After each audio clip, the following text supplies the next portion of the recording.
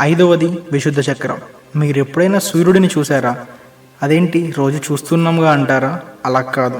ఈ విశ్వంలో విశ్వంగా మారి సూర్యుడిని, భూమిని, మరి అన్ని గ్రహాలను అవి సూర్యుని చుట్టూ తిరగటం ఎప్పుడైనా చూసారా? అందరూ అవును అని అంటారు. ఈ మధ్య ఇంగ్లీష్ సినిమాలే కాదు, తెలుగు సినిమాలు కూడా బాగా డెవలప్ అయ్యాయి కదా. కానీ నా ప్రశ్న అది కాదు. మీరు ఎప్పుడైనా నిజంగా ఈ విశ్వాన్ని చూసారా?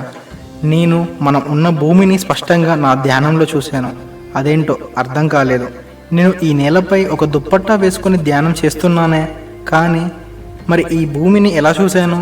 కానీ చాలా బాగుంది. దీనిని ఎలా అర్థం చేసుకోవాలో తెలియలేదు.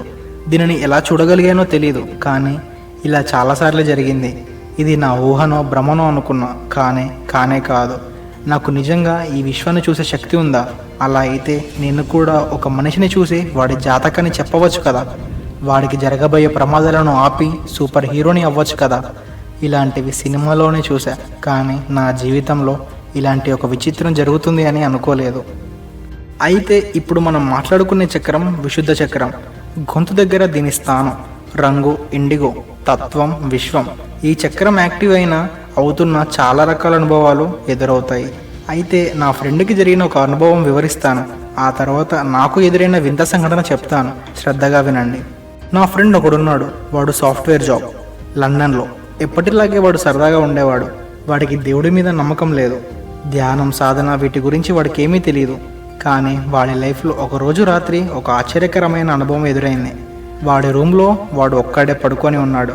వాడి శరీరం ఎందుకో ఉలిక్కిపడింది. చిరాకుగా ఉంది అని సరదాగా కిటికీల తలుపులు తెరిచాడు గాలి కోసం.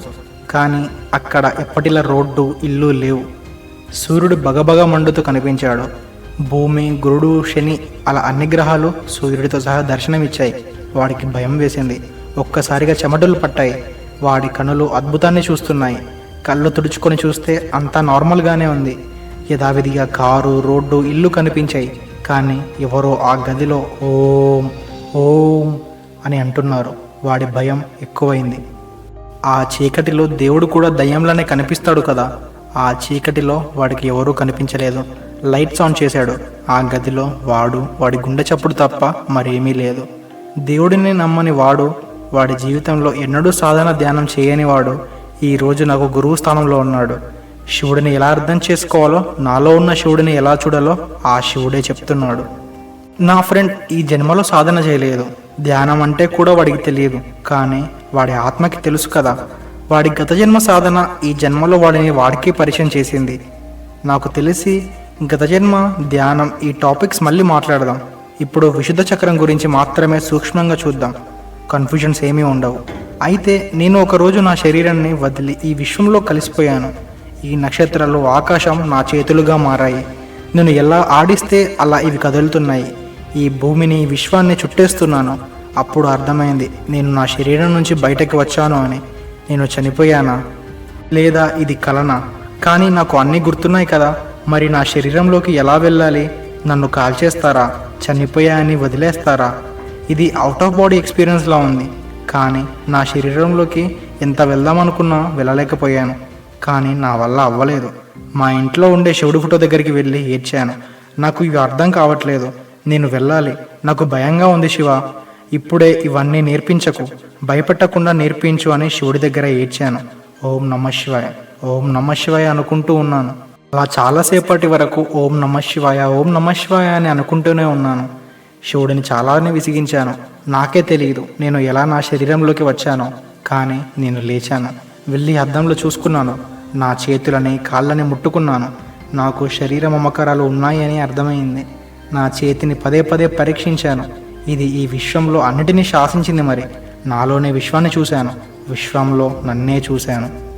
కదా నా ఫ్రెండ్ ఒకడున్నాడని. నా ఫ్రెండే నాకు దీని గురించి వివరించాడు.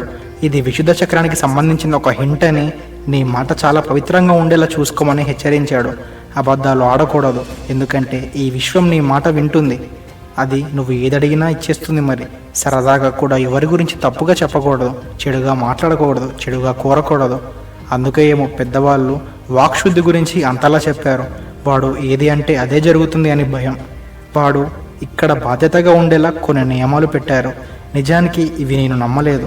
వాడినే కాదు, ఏదీ నమ్మలేదు, కానీ ఇప్పుడు నమ్మక తప్పట్లేదు. దీనికి సాక్షిగా నేనే ఉన్నాను. మరి నీ కథ ఏంటి అన్నట్టు చెప్పటం మర్చిపోయాను. అయితే ఈ విశుద్ధ చక్రానికి గురువు అదే దేవుడు శివుడు. నా గురువు శివుడు.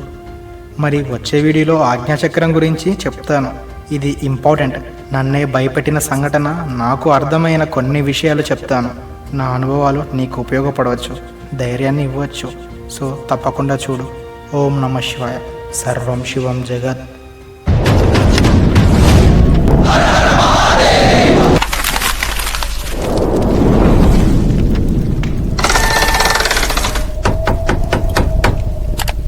చివరి వరకు ఈ వీడియో చూసావంటే మన పరిచయం ఈ సృష్టిలో నిర్ణయించబడింది అని.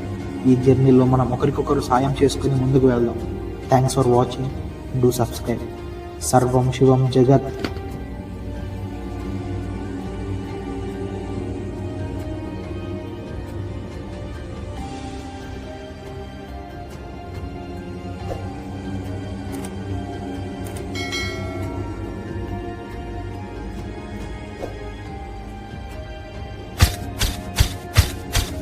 Thanks for watching.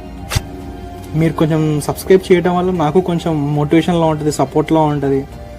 So do subscribe and thanks again.